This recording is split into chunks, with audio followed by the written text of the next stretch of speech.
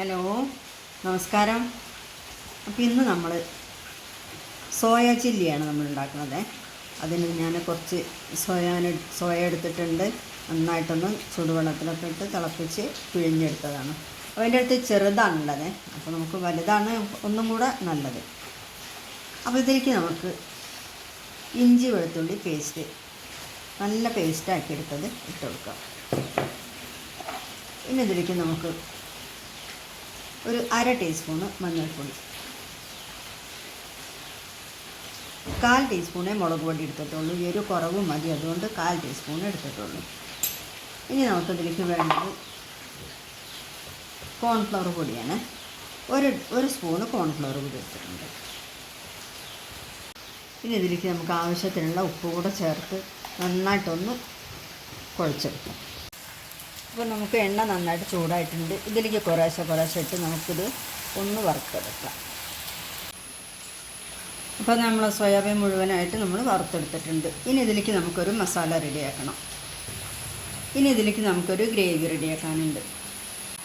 അപ്പോൾ നമ്മളിതിലേക്കൊരു 2 സ്പൂണ് വെളിച്ചെണ്ണ ഒഴിച്ചിട്ടുണ്ട്. ഇതിലേക്ക് നമുക്ക് ഇഞ്ചി വെളുത്തുള്ളി പൊടിയായി അരിഞ്ഞതിട്ട് വെക്കാം. നമ്മളെ വെളുത്തുള്ളി ഒന്ന് വഴന്നിട്ടുണ്ട്. ഇതിലേക്ക് നമുക്ക് വലിയ ഉള്ളി,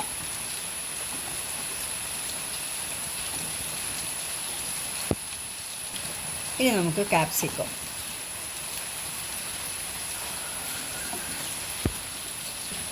ഇതൊന്ന് വഴന്നതിന് ശേഷം നമുക്ക് ബാക്കിയുള്ളതൊക്കെ ചേർത്ത് വെക്കാം. അപ്പോൾ നമ്മൾ ഉള്ളിയും ക്യാപ്സിക്കം ഒക്കെ നന്നായിട്ടൊന്ന് വഴന്നിട്ടുണ്ട്. ഇതിലേക്ക് നമുക്ക് ഒരു 1.5 ടീസ്പൂൺ സോയ സോസ് ഒഴിച്ചെടുക്കാം. 1.5 ടീസ്പൂണ് ഗ്രീൻ ചില്ലി സോസാണ് ഒഴിച്ച് കൊടുക്കുന്നത്.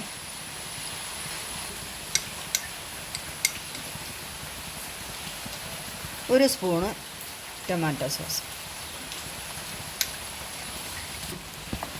ഇനി ഇതിലേക്ക് ഒന്ന് പുളി കിട്ടാൻ വേണ്ടി നമുക്ക് ഒരു സ്പൂണ് നിറച്ചെടുത്തിട്ടില്ല, നമ്മളെ സുർക്ക. ഇതിലേക്ക് നമുക്ക് ഒരു സ്പൂണ് കോൺഫ്ലവർ പൊടി, കുറച്ച് ലൂസായിട്ടാണ് ഞാനത് കലക്കിയെടുത്തിട്ടുള്ളത്. നമുക്ക് കുറച്ച് ലൂസ് ഗ്രേവി വേണം. അപ്പോൾ അതുകൊണ്ട് നമുക്ക് എത്രണ്ട് ഗ്രേവി വേണം അതിനനുസരിച്ച് നമുക്ക് സാധനങ്ങളൊക്കെ കൂട്ടിയും കുറച്ചൊക്കെ എടുക്കട്ടോ.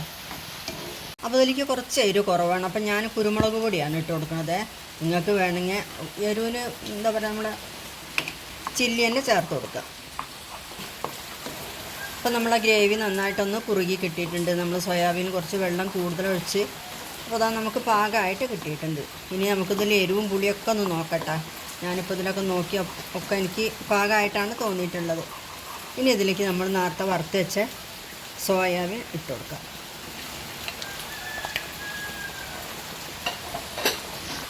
ഇനി നമുക്ക് നന്നായിട്ടൊന്ന് മിക്സ് ചെയ്യാം.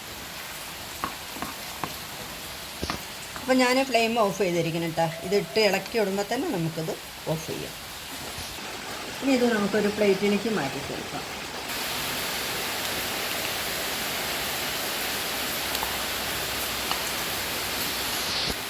ഇതിൻ്റെ മേലെ കുറച്ച് പച്ചമുളക്, എരിവില്ലാത്തതാണ് കേട്ടോ, എരിവില്ലാത്ത മുളകാണ് ഞാനിത് ഇട്ടിട്ടുള്ളത്.